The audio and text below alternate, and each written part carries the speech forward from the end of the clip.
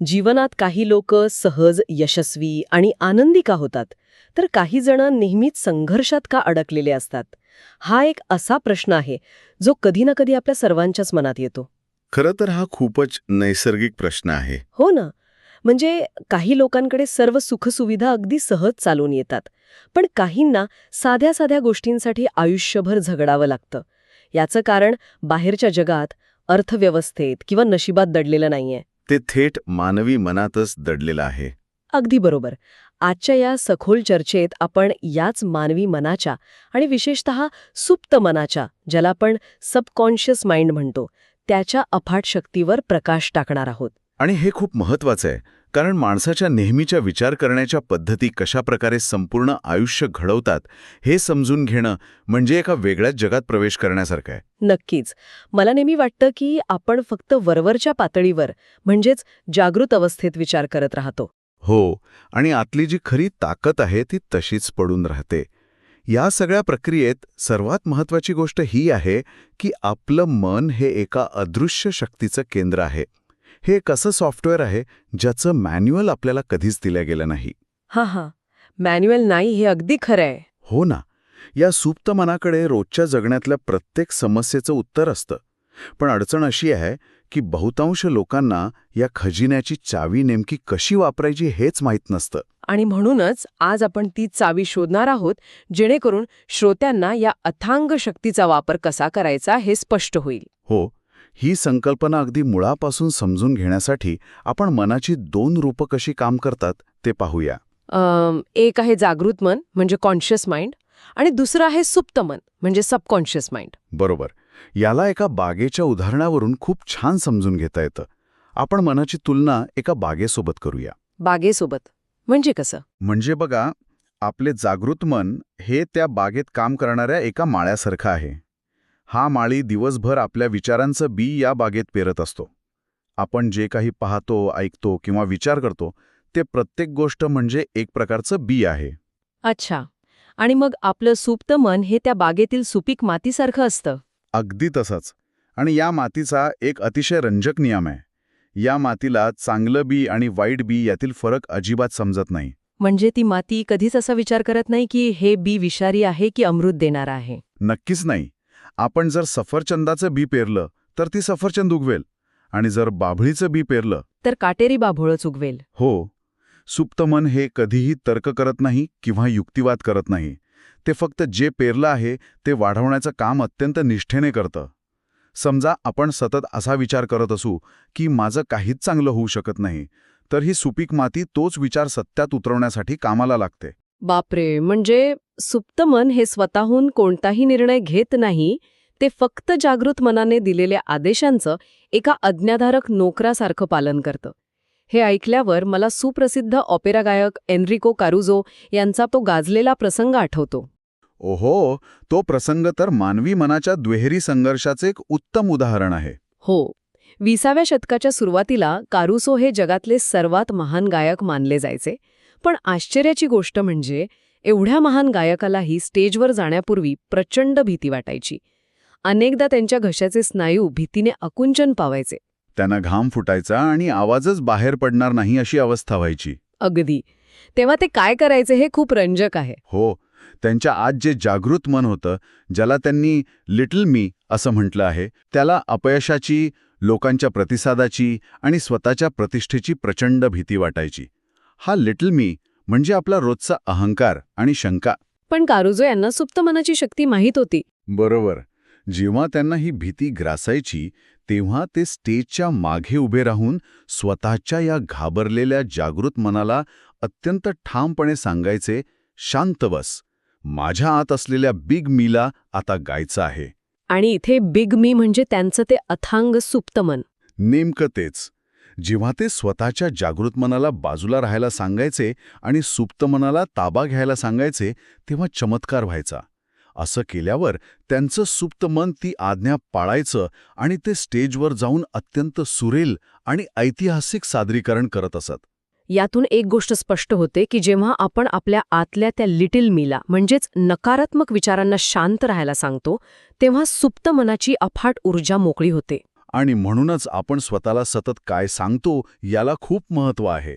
याच संदर्भात सूचनेची शक्ती किंवा पॉवर ऑफ सजेशन हा विषय खूप महत्त्वाचा ठरतो. हो, बाहेरून येणाऱ्या एखाद्या सूचनेचा आपल्या मनावर किती खोल आणि तत्काळ परिणाम होऊ शकतो हे जहाजावरील प्रवाशाच्या एका उदाहरणावरून खूप छान स्पष्ट होतं.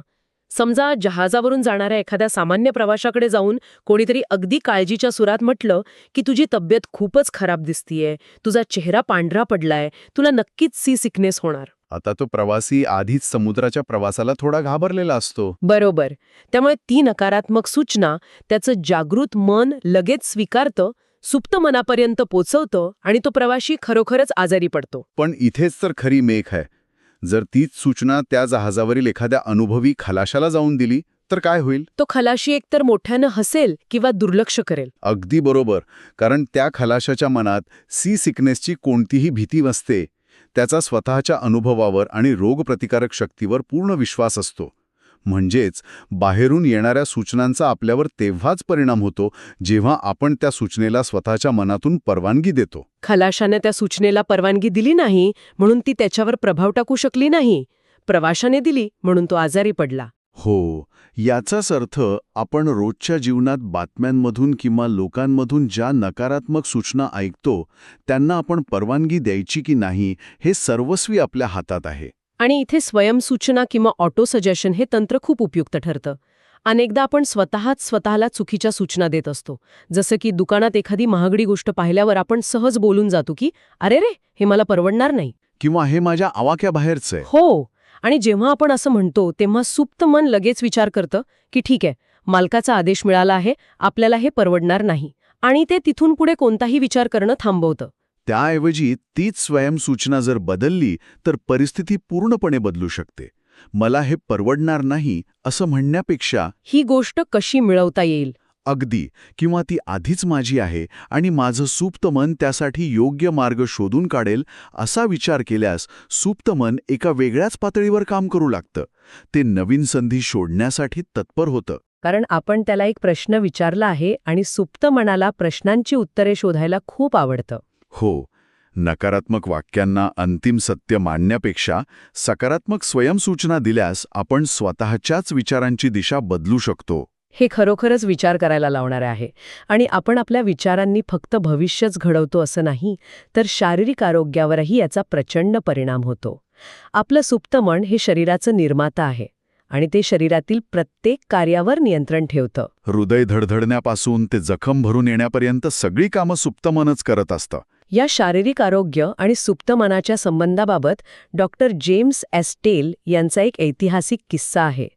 तो ऐकून तर मानवी मनाची ताकद किती अफाट असू शकते याचा अंदाज येतो. तो प्रसंग वैद्यकीय इतिहासातला एक असा अध्याय आहे जो आजच्या काळातही लोकांना अचंबित करतो. आपण 1843 ते 1846च्या काळाचा विचार करूया. आजच्यासारखं भूल देण्याचं म्हणजे ॲनेस्थेशियाचं कोणतंही आधुनिक तंत्रज्ञान तेव्हा अस्तित्वात नव्हतं. तो काळ असा होता की शस्त्रक्रिया करणं म्हणजे रुग्णासाठी एखाद्या भयानक छळासारखा अनुभव असायचा. अत्यंत वेदनादायी आणि जीव घेणारा अनुभव. अशावेळी बंगालमध्ये कार्यरत असलेल्या डॉक्टर जेम्स एस्डेल या स्कॉटिश सर्जनने एक वेगळाच मार्ग निवडला.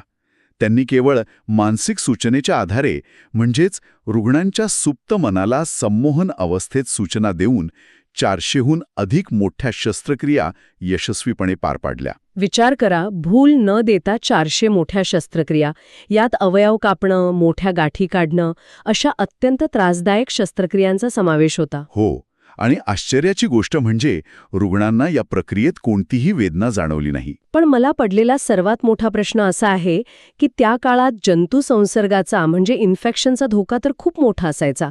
मग त्यातून हे रुग्ण कसे वाचले? हाच तर या घटनेतला सर्वात मोठा चमत्कार आहे. त्या काळात लुई पाश्चर किंवा जोसेफ लिस्टर यांच्यासारख्या शास्त्रज्ञांनी जीवाणू आणि संसर्गाचा शोध लावलेला नव्हता. हॉस्पिटल्समध्ये जंतू संसर्गाचं प्रमाण खूप जास्त असायचं. आणि अनेक रुग्ण शस्त्रक्रियेनंतर इन्फेक्शनमुळेच दगावायचे. बरोबर. पण डॉक्टर एस्डेल यांच्या या 400 शस्त्रक्रियांमध्ये मृत्यूचं आणि संसर्गाचं प्रमाण नगण्य म्हणजे 2-3% आसपास होतं. बापरे, हे कसं शक्य झालं? याचं मुख्य कारण म्हणजे डॉक्टर एसडेल रुग्णांना संमोहित अवस्थेत असताना त्यांच्या सुप्त मनाला अशी ठाम सूचना द्यायचे की तुम्हाला कोणताही संसर्ग होणार नाही आणि तुमची जखम अत्यंत वेगाने भरून येईल. आणि रुग्णांच्या सुप्त मनाने ती सूचना पूर्णपणे स्वीकारली. हो, आणि त्यांच्या शरीराने त्याच पद्धतीने प्रतिसाद दिला. याचा अर्थ आपलं सुप्त मन हे आपल्या शरीरातील एक आंतरिक डॉक्टर आहे. जर आपण त्याला आरोग्याची, दुरुस्तीची आणि सकारात्मकतेची अचूक सूचना दिली तर ते शरीराची रोगप्रतिकारक शक्ती इतकी वाढवू शकतं की कोणत्याही आजारातून बाहेर पडणं शक्य होतं. नक्कीच. अनेकदा आपण आजारी पडल्यावर सतत त्या आजाराचाच विचार करतो, त्यामुळे तो आजार बढावतो. त्याऐवजी आपण बरे होत आहोत असा ठाम विचार झोपण्यापूर्वी केल्यास हे आंतरिक डॉक्टर अधिक वेगाने काम करू लागतात. आणि हा नियम फक्त शरीरापुरता मर्यादित राहत नाही. तो मानवी आयुष्यातल्या आणखी एका अत्यंत महत्त्वाच्या पैलूलाही लागू होतो. तो म्हणजे संपत्ती, यश आणि पैशांबद्दलचा दृष्टिकोन. हो, हे खूप महत्वाचं आहे. समाजात अनेकदा असं ऐकायला मिळतं की पैसा हे सर्व पापांचं मूळ आहे किंवा श्रीमंत लोक वाईट असतात. पण हा विचार किती चुकीचा आणि घातक आहे हे आता स्पष्ट होतं. गरिबी हा काही वरून आलेला शाप नाहीये. ती खरं तर एक मानसिक स्थिती आहे, एक प्रकारचा माइंडसेट आहे. अगदी बरोबर. संपत्ती ही नशिबाशी गोष्ट नसून ती आपण काय विचार करतो यावर अवलंबून असते. म्हणजे ज्या गोष्टीचा आपण तिरस्कार करतो ती गोष्ट आपल्याकडे कधीच येऊ शकत नाही. जो माणूस पैशांवर सतत टीका करतो त्याच्यापासून पैसा नेहमी दूरच जातो. कारण आपण ज्या गोष्टीला वाईट मानतो, आपलं सुप्त मन अत्यंत प्रामाणिकपणे ती गोष्ट आपल्यापासून दूर ठेवण्याची व्यवस्था करतं. हो, पैशांना वाईट मानणं हे निसर्गाच्या नियमांच्या विरुद्ध आहे. पैसा हे केवळ देवाणघेवाणीचं एक माध्यम आहे. जसं तांबे, लोखंड किंवा चांदी हे धातू आहेत, तसाच पैसाही आहे. त्यात स्वतःहून चांगलं किंवा वाईट असं काहीच नसतं. माणसाचा दृष्टिकोन त्याला तसं बनवतो. यशाच्या बाबतीतही हाच दृष्टिकोन महत्वाचा ठरतो. बरोबर. यशासाठी प्रामुख्याने 3 पायऱ्या अतिशय प्रभावी मानल्या गेल्या आहेत. पहिली पायरी म्हणजे जे काम करायला मनापासून आवडतं ते शोधणं आणि करणं. जोपर्यंत कामात आनंद मिळत नाही तोपर्यंत यश मिळणं कठीण असतं. आणि दुसरी पायरी? दुसरी पायरी म्हणजे त्या निवडलेल्या क्षेत्रात प्रावीण्य मिळवणं, सतत नवीन गोष्टी शिकून त्या क्षेत्रातील सर्वोत्तम व्यक्ती बनण्याचा प्रयत्न करणं. आणि तिसरी, जी मला सर्वात महत्वाची वाटते, ती म्हणजे ते काम केवळ स्वतःच्या स्वार्थासाठी नसून त्याने संपूर्ण जगाचं किंवा समाजाचं काहीतरी भलं होत असावं. हो, जेव्हा या 3 गोष्टी एकत्र येतात तेव्हा यशाचा मार्ग मोकळा होतो. पण यशाची इच्छा नक्की किती प्रबळ असावी लागते? यावर सॉक्रेटिसचा एक खूपच सुंदर आणि अंगावर काटा आणणारा किस्सा आहे. हो, तो किस्सा तर खूपच प्रसिद्ध आहे. एकदा एका महत्वाकांक्षी तरुणाने सॉक्रेटिसला विचारलं की मला ज्ञान आणि प्रचंड यश कसं मिळेल. सॉक्रेटिसने त्याला काहीच उत्तर दिलं नाही. त्याऐवजी तो त्या तरुणाला एका नदीजवळ घेऊन गेला. दोघंही पाण्यात उतरले. आणि अचानक सॉक्रेटिसने त्या तरुणाची मान पकडली आणि त्याचं डोकं थेट पाळ्याखाली दाबलं. तो तरुण श्वास घेण्यासाठी तडफडू लागला. तो जेवढा प्रयत्न करत होता तेवढ्याच ताकदीने सॉक्रेटिस त्याला खाली दाबत होता. ती अवस्था खरोखरच जीवघेणी असणार. हो ना.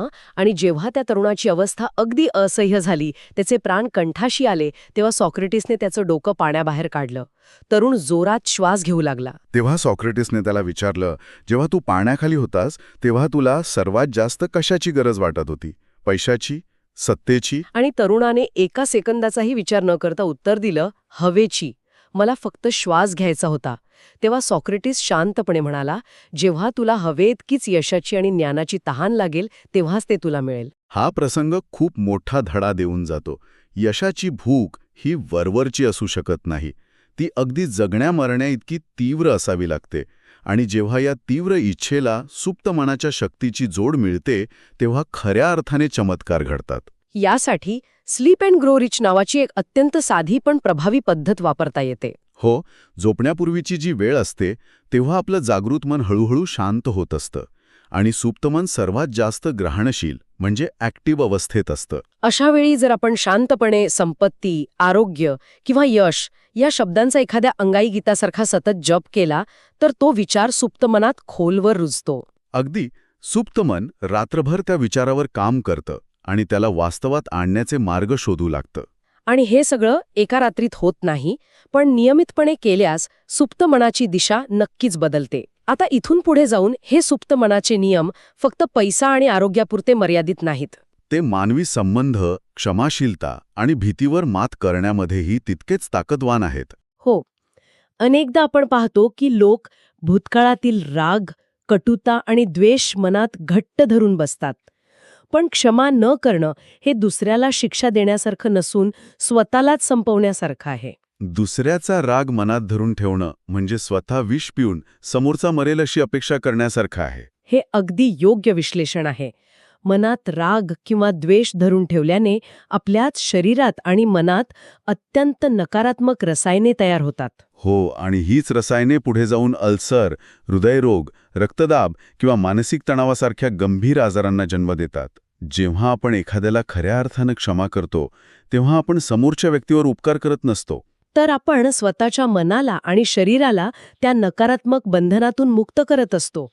क्षमा केल्याने जुने मानसिक आणि शारीरिक आजारही आपोआप दूर होऊ लागतात. कारण सुप्त मनाला जेव्हा रागाच्या ओझ्यातून मुक्ती मिळते तेव्हा ते अधिक चांगल्या प्रकारे शरीराला निरोगी ठेवण्याचं काम करतं. याच प्रकारे मानवी जीवनातील सर्वात मोठा शत्रू असलेल्या भीतीवर मात करण्यासाठीही हेच तंत्र उपयोगी पडतं. मुळात भीती ही अस्तित्वात नसतेच. तो फक्त एक विचार असतो जो आपण स्वतःच्या मनात मोठा केलेला असतो. आणि कोणताही विचार आपण बदलू शकतो. समजा एखाद्याला पाण्याची किंवा पोहण्याची प्रचंड भीती वाटत असेल तर त्याने थेट पाण्यात उडी मारण्याची गरज नाही. त्याआधी एक मानसिक सराव करणं आवश्यक आहे. होय, ज्याला आपण मेंटल रिहर्सल म्हणतो. बरोबर. त्या व्यक्तीने एका शांत जागी बसावं, डोळे मिटावेत आणि स्वतःला अत्यंत आनंदाने आणि कुशलतेने पोहताना कल्पनेत पाहावं. पाण्याचा तो थंडगार स्पर्श, पोहताना मिळणारा आनंद, ती सुरक्षितेची आणि आत्मविश्वासाची भावना मनात पुन्हा पुन्हा अनुभवावी. जेव्हा हे कल्पनेतील चित्र सुप्त मनावर वारंवार बिंबवलं जातं तेव्हा सुप्त मन त्या कल्पनेलाच सत्य मानू लागतं. कारण मगाशी म्हटल्याप्रमाणे सुप्त मनाला कल्पना आणि वास्तव्यातील फरक समजत नाही. जेव्हा ती व्यक्ती खरोखरच पाण्यात उतरते तेव्हा आतून असलेली भीती आपोआप दूर झालेली असते. हीच पद्धत उंचीची, बंद जागेची किंवा पब्लिक स्पीकिंगची भीती घालवण्यासाठीही अत्यंत प्रभावी ठरते. या सर्व चर्चेतून आपण एका अत्यंत महत्त्वाच्या टप्प्यावर येतो, जो प्रत्येकाच्या आयुष्याशी निगडीत आहे. तो म्हणजे वय वाढणे आणि तारुण्य. हो, समाजात म्हातारपण या शब्दाकडे खूप नकारात्मक दृष्टीने पाहिलं जातं. लोक वयाची 50 किंवा 60 ओलांडली की आता आपलं आयुष्य संपत आलं असा विचार करू लागतात. पण वय वाढणं म्हणजे आयुष्याचा शेवट नसून ती शहाणपणाची पहाट आहे. निवृत्ती म्हणजे सर्व काही सोडून देणं नाही, तर ती एका नव्या पर्वाची, स्वतःला हवं ते करण्याची सुरुवात आहे. खरंय, शरीर कदाचित काळाच्या ओघात थोडं थकेल, त्वचेवर सुरकुत्या पडतील, पण मन आणि आत्मा कधीही म्हातारे होत नाहीत. जोपर्यंत माणूस नवीन गोष्टी शिकत राहतो, नव्या तंत्रज्ञानाचा, नव्या कल्पनांचा स्वीकार करत राहतो आणि स्वतःला उपयोगी समजतो, तोपर्यंत तो मनाने कायम तरुणच राहतो. चिरंतन ऊर्जेचं रहस्य हे मनातल्या उत्साहात दडलेलं आहे, कॅलेंडरवरच्या तारखांमध्ये नाही. आणि म्हणूनच या संपूर्ण चर्चेचा गाभा हाच आहे की बाहेरील परिस्थितीवर किंवा लोकांवर नियंत्रण मिळवण्यापेक्षा आपल्या आतल्या विचारांवर नियंत्रण मिळवणं अधिक गरजेचं आहे. हो, आपलं सुप्त मन हे अल्लाउद्दीनच्या त्या आश्चर्यकारक दिव्यासारखं आहे. तुम्ही जो विचार कराल त्याला ते तथास्तु म्हणायला तयार असतं. मग तो विचार यशाचा असो वा अपयशाचा, आरोग्याचा असो वा आजाराचा. त्यामुळे आपण स्वतःशी काय बोलतोय याबद्दल अत्यंत जागरूक राहणं हीच यशस्वी आयुष्याची पहिली पायरी आहे. आजच्या या सविस्तर चर्चेतून आपण सुप्त मनाचं अद्भुत सामर्थ्य, त्याचे आरोग्यावरील परिणाम, पैशांबद्दलचा दृष्टिकोन आणि भीतीवर मात करण्याची कला अशा अनेक गोष्टी समजून घेतल्या. हो, आणि मला वाटतं हे आपल्या रोजच्या जगण्यासाठी खूप उपयोगी पडेल. जाता जाता एक अत्यंत विचार करायला लावणारा प्रश्न आपण सर्वांसाठी ठेवून जातो.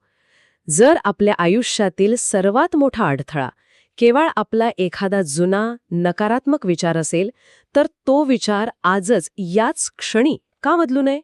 आपणच आपल्या विचारांचे कर्णधार आहोत आणि आपणच आपल्या नशिबाचे शिल्पकार आहोत. हा विचार नक्कीच स्वतःच्या जीवनात डोकावून पाहण्यास आणि नव्याने सुरुवात करण्यास प्रवृत्त करेल. कारण बदल हा नेहमी आतून बाहेर होत असतो. मनाची मशागत ही एक निरंतर चालणारी प्रक्रिया आहे, जी आजपासूनच सुरू करता येते.